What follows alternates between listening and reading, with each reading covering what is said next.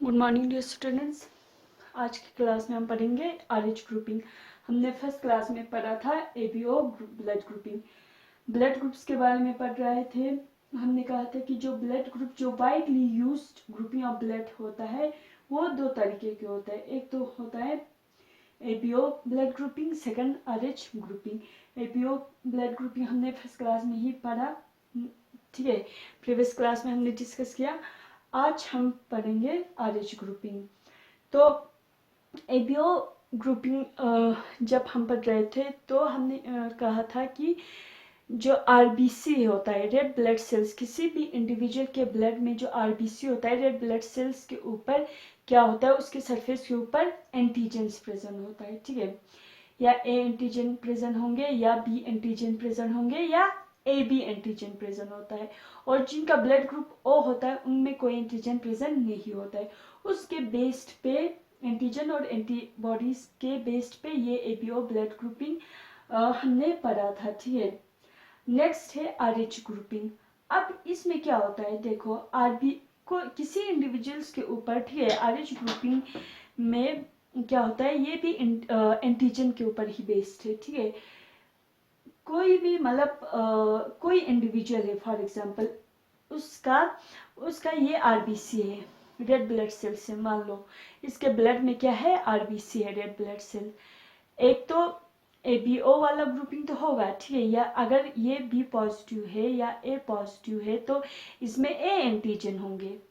इसके साथ साथ किसी किसी इंडिविजुअल्स में, किसी में क्या, नियरली 80% ऑफ ह्यूमंस में इन एंटीजन के अलावा एक और एंटीजन प्रेजेंट होता है, ठीक है, आरएच एंटीजन, ठीक है, आरएच एंटीजन, ठीक है, आरएच एंटीजन प्रेजेंट होता है। और ये मतलब 100% इंडिविजुअल्स में नहीं होता है, सिर्फ 80% ऑफ, नियरली 80% ऑफ ह्यूमंस में ये आरएच एंटीजन भी प्रेजेंट होता है, ठीक है। इन एडिशन टू वो जो उसका अपना जो एंटीजन है, मान लो ए है या बी है या ए बी है, जो भी है, ठीक है, ब्लड ग्रुप के हिसाब से, ठीक है। उसके अलावा कुछ कुछ इंडिविजुअल में मींस नियरली 80% ऑफ ह्यूमंस में एक और एंटीजन, आरबीसी के सरफेस के ऊपर एक और एंटीजन प्रेजेंट होता है जिसको आरएच एंटीजन प्रेजेंट होता है, आरएच एंटीजन कहते हैं, ठीक है। तो another antigen, the Rh antigen, is also observed on the surface of RBC of majority of humans, nearly 80%, ठीक है। अगर किसी इंडिविजुअल में मान लो इस एंटीजन के अलावा, मान लो इसके ऊपर एंटीजन ए है, इसके अलावा ये एंटीजन भी है, आरएच एंटीजन भी प्रेजेंट है, तो उनको आरएच पॉजिटिव कहेंगे। उनको क्या कहेंगे, आरएच पॉजिटिव इंडिविजुअल्स कहेंगे, आरएच पॉजिटिव कहेंगे। और कोई इंडिविजुअल है, कोई दूसरा इंडिविजुअल है जिसके ऊपर अपना, मान लो इसका ब्लड ग्रुप ए है, ठीक है, अपना एंटीजन है, लेकिन इसके आरबीसी के सरफेस पे दूसरा जो एंटीजन, आरएच एंटीजन एब्सेंस है, ठीक है, एब्सेंस है, ठीक है, एब्सेंट है, ठीक है, आरएच एंटीजन एब्सेंट है, तो उनको क्या कहेंगे, आरएच नेगेटिव इंडिविजुअल कहेंगे। क्योंकि मैंने पहले ही कहा कि जो आरएच जो एंटीजन होता है वो 80% ही इंडिविजुअल्स में होता है, पूरा 100% इंडिविजुअल्स में नहीं होता है, ठीक है।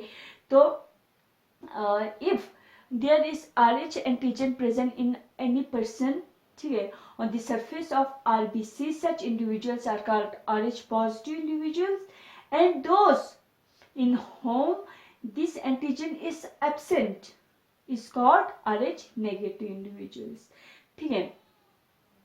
अब Rh नेगेटिव पर्सन मान लो एक्सपोज होता है कोई Rh पॉजिटिव के साथ, मान लो फॉर एग्जांपल मेरा जो ब्लड है, ठीक है, मेरे ब्लड के आरबीसी के ऊपर मान लो मेरा ब्लड ग्रुप ए है या बी है या ओ है, ठीक है, या ए बी है, ठीक है, मान लो मेरा ब्लड ग्रुप ए है, तो मेरे ऊपर मेरे ब्लड में सिर्फ ए ही एंटीजन है, आरएच वाला एंटीजन नहीं है, ठीक है, मीन्स मैं आरएच नेगेटिव हूँ क्योंकि मेरे पास सिर्फ एंटीजन ए ही है, आरएच वाला एंटीजन नहीं है, एब्सेंट है, मैं आरएच नेगेटिव हूँ।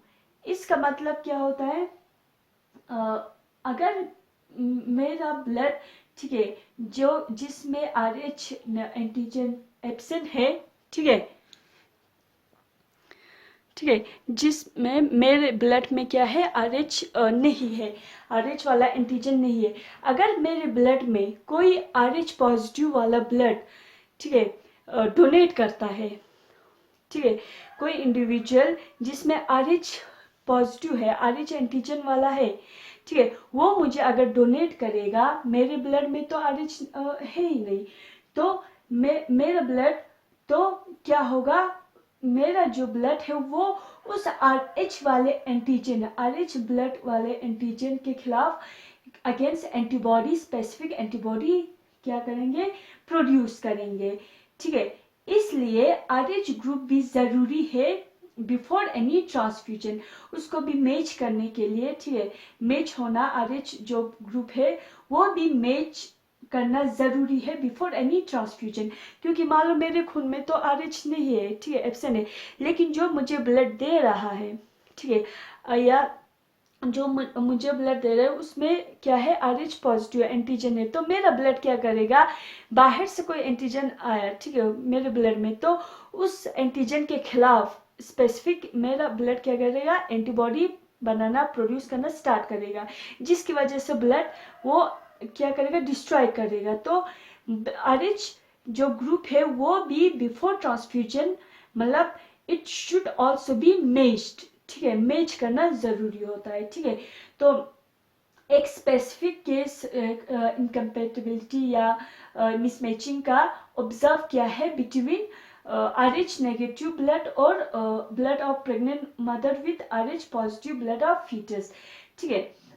तो माँ और बच्चे में भी क्या होता है, मिसमैच होता है ब्लड में।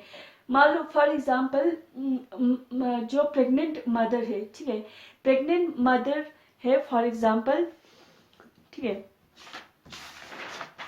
प्रेग्नेंट मदर है, उसके RBC के ऊपर कोई RH मतलब एंटीजन नहीं है, मदर के ऊपर, ठीक है, जो मदर प्रेग्नेंट है जिसके इसके RBC के ऊपर कोई RH एंटीजन एब्सेंट है, ठीक है। लेकिन अगर जो फीटस है, इसके पेट में, माँ के पेट में जो बच्चा है, ठीक है, जो फीटस है उसके ब्लड, ठीक है, उसके ब्लड में, ठीक है, फीटस के ब्लड में मान लो फीटस के RBC के ऊपर RH अगर प्रेजेंट है, तो क्या होता है, मतलब फर्स्ट प्रेगनेंसी के टाइम तो ये बिल्कुल फ्यूज या मिक्स नहीं होता है, मदर और फीटस का ब्लड मिक्स नहीं होता है, क्योंकि मदर और फीटस का जो ब्लड है वो प्लेसेंटा के थ्रू बिल्कुल सेपरेट होता है, ठीक है, प्लेसेंटा के थ्रू बिल्कुल सेपरेट होता है। लेकिन डिलीवरी के टाइम, ठीक है,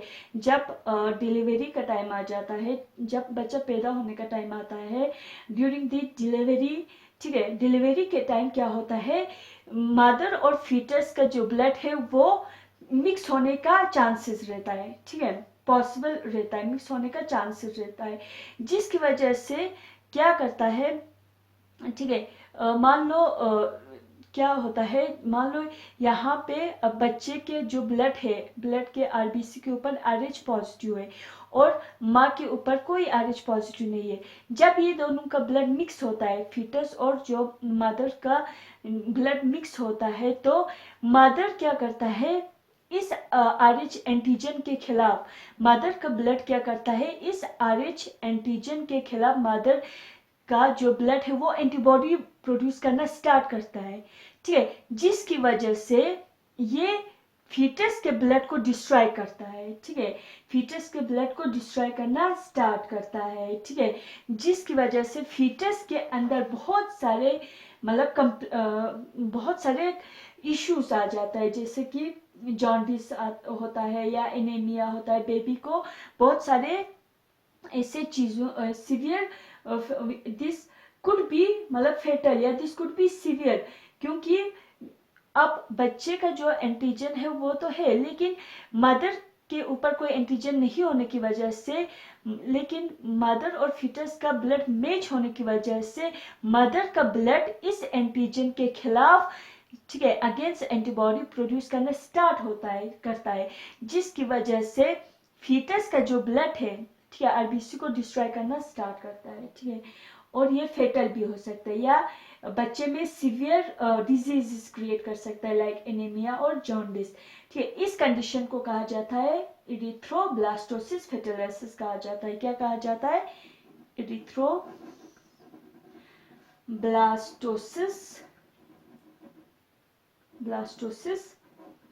फेटलेसिस। ठीक है, इरिथ्रोब्लास्टोसिस फेटलिस। ठीक है, फीटस के ब्लड को डिस्ट्रॉय करना स्टार्ट करता है।